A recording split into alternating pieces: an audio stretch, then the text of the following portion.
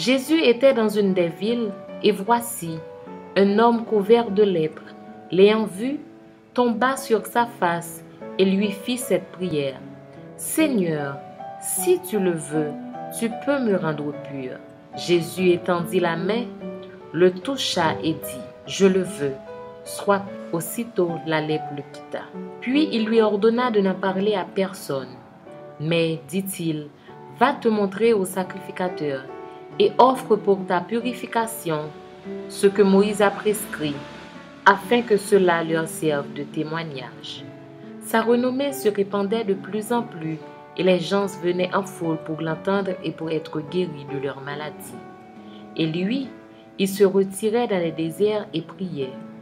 Un jour, Jésus enseignait. Des pharisiens et des docteurs de la loi étaient là assis, venus de tous les villages de la Galilée, de la Judée et de Jérusalem, et la puissance du Seigneur se manifestait par des guérisons. Et voici, des gens, portant sur un lit un homme qui était paralytique, cherchaient à le faire entrer et à le placer sous ses regards. Comme ils ne savaient pas où l'introduire à cause de la foule, ils montèrent sur le toit et ils le descendirent par une ouverture, avec son lit, au milieu de l'assemblée devant Jésus.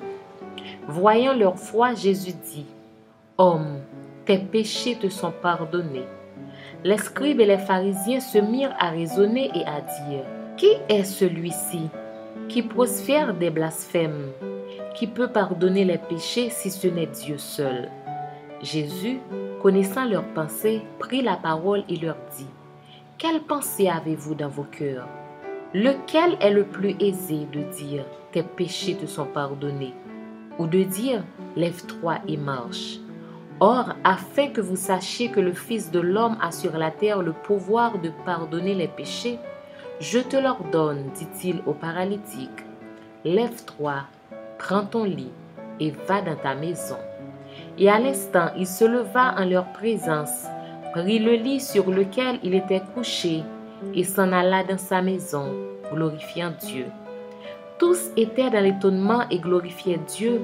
Remplis de crainte, ils disaient, « Nous avons vu aujourd'hui des choses étranges. »